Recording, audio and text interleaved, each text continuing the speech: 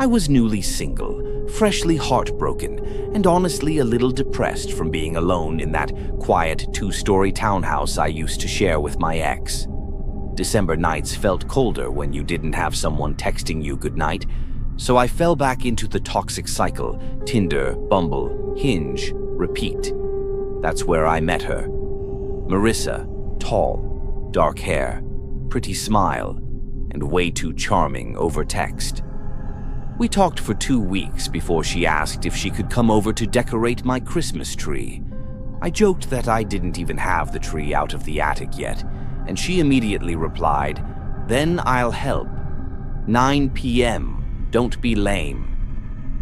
Her confidence was weirdly attractive, but when she showed up at my door, something felt off the second I opened it. She was taller than I imagined, like 6'1" or 6'2", drenched in cheap perfume. Eyes too wide, smile too stiff, like she was trying to mimic normal human charm but didn't really understand how it worked.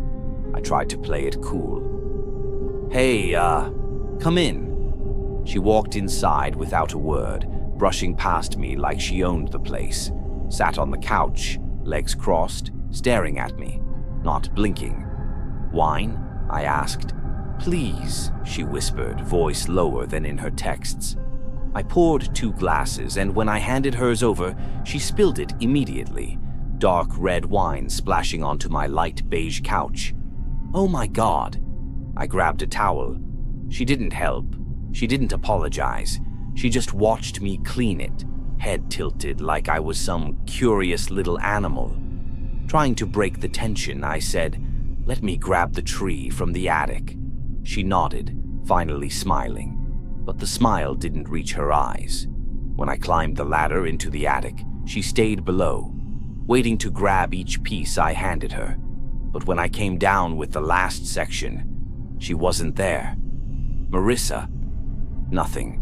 I checked the bathroom, bedrooms, kitchen. Gone. I sighed, annoyed more than anything.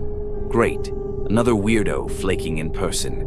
I was woozy now, like the wine hit me harder than it should have. My limbs heavy, vision swimming. I collapsed onto the couch. My phone slipped from my hand, everything dimmed. Then black. I woke in pitch darkness. No TV, no lamps, not even the streetlight glow through the blinds. Just darkness thick enough to suffocate. My phone was under me, and when I tapped the screen, the light illuminated a tall silhouette standing inches from my face. I froze. My breath caught. My spine turned to ice. "Marissa," I whispered. No answer. When I lifted the phone higher, shining the flashlight, it was her. But her eyes, her pupils were huge. Her skin was pale like she hadn't been outside in months. Her chest barely moved as she breathed. She stared down at me like I wasn't a person, like I was prey. Then, she sprinted toward the basement door, feet pounding like a wild animal, and I heard her tear down the stairs and slam the back door behind her. By the time I fully regained movement, she was gone. My pill bottles weren't. She took my antidepressants, my Adderall, my leftover Oxy from surgery, even my vitamins, all gone. But the thing that haunts me isn't the theft, not the weird behavior, not the drugged wine. It's this. Marissa's Tinder said she lived 40 miles away, yet police told me nobody with her name matched any databases. And my door camera? Caught nothing. No arrival, no departure, just a small glitching figure. Tall, thin, standing completely still outside my door for 4 hours before I let her in.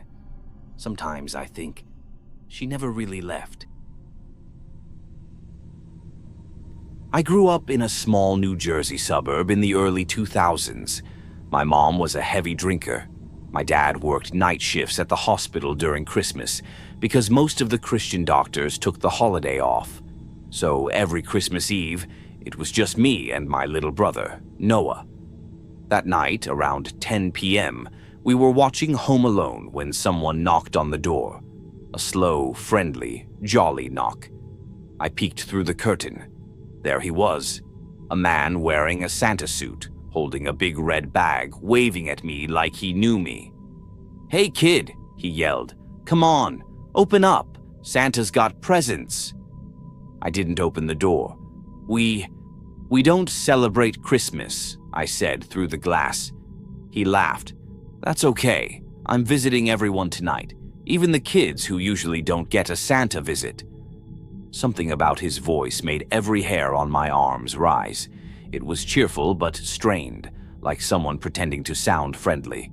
"We're Jewish," I said. He paused, smile fading, eyes dead still. "But I brought gifts," he said, softer. "Special ones, for good boys." I grabbed Noah's hand. "Back up." Santa stepped closer to the glass, pressing his palm against it. His hand was shaking. Hard. "You don't want to be on the naughty list, do you?" he whispered. My blood went cold. We ran to the phone and dialed 911, but the operator dismissed us. "Sweetie, Santa isn't real. Please don't prank call." Santa began pounding on the door now, 3 heavy bangs, like someone trying to break in. I dragged Noah upstairs, trying to wake Mom, but she was fully passed out. Dead weight. Heart racing, I grabbed the menorah candles, lit all of them, and blew them out directly under the smoke alarm. Stupid idea. Could have burned the house down. But the alarm blared, and within minutes the fire department arrived. Santa didn't run. He ran toward them. "This way," he shouted to the firefighters. "My kids are trapped inside." The firefighters almost broke our door down, until I screamed through the glass, "He's not our dad, we're Jewish." One firefighter paused, stared at our menorah, then grabbed Santa and slammed him to the ground. Police came. They arrested him. But here's the part that still makes my stomach twist. He knew our names, both of ours. The officer told my dad later that the man had a long record of breaking into homes with children. He wasn't from our town. He had no reason to know us. Even today, sometimes during December, I swear I hear that same slow, jolly knock on my door. And I don't check who it is. My girlfriend and I booked a cabin in the Pocono Mountains the week before Christmas. Snowstorm forecast, Netflix, fireplace, hot tub, just a cozy little getaway. When we pulled up the gravel driveway, everything was perfect. Giant candy cane lights, glowing reindeer, soft holiday music on the porch speakers. Inside was even better. Tree lit up, stockings hung, cinnamon-scented candles. We were halfway unpacking when someone knocked on the door. A man stood there, mid-40s, gray sweatpants, dirty yellow jacket, scruffy beard. "You folks the guests?" he asked. "I'm Tom. I help run the place." I assumed he was the host's brother. He told us he lived just up the road if we needed anything. Seemed harmless. A little weird, but harmless. Hours later, after dinner, we were in the outdoor hot tub watching snowfall. It was quiet, peaceful, until we heard footsteps crunching in the snow behind the cabin. Slow, deliberate, circling. My girlfriend whispered, "Did you hear that?" The footsteps stopped. "Probably a deer," I lied. But deer don't walk in circles, and they sure as hell don't sound like boots. The next morning, footprints surrounded the house. Not animal prints, human. When I went outside to brush snow off my Jeep, Tom walked around the back corner. "You sleep well?" he asked. I told him about the hot water breaking, and he said he'd fix it. Then he went inside without asking, straight to the basement. My phone buzzed. A message from Mike, the actual Airbnb host. "Hey, the plumber is on his way. Should be there by noon." I replied, "He's already here. Tom is looking at it." Mike responded immediately. "Who's Tom?" My stomach dropped. "Your brother. The guy who said he co-runs the place."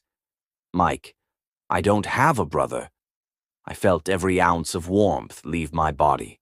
I walked slowly to the bedroom where my girlfriend was folding blankets. "We're leaving," I whispered. "Now. Don't look for anything. Just grab your essentials." We rushed everything into the Jeep in one trip. As I started the engine, I checked the rear view. Tom was walking fast toward the car, face blank, eyes locked on me. I floored it. We sped down the gravel road, snow kicking up behind us. 20 minutes later, Mike called. The police searched the cabin, found no one. But the footprints? There were dozens in the snow near the tree line behind the house, different sizes, different depths, like multiple people had been watching us from the woods. The police told Mike the cabin had complaints last winter too. People seeing a tall man in a yellow jacket walking the property at night, standing at windows, watching hot tub guests. Never caught. The host offered us a full refund. We didn't want it. We just wanted to forget the way Tom stared at us. Like we weren't people. Like we were prey.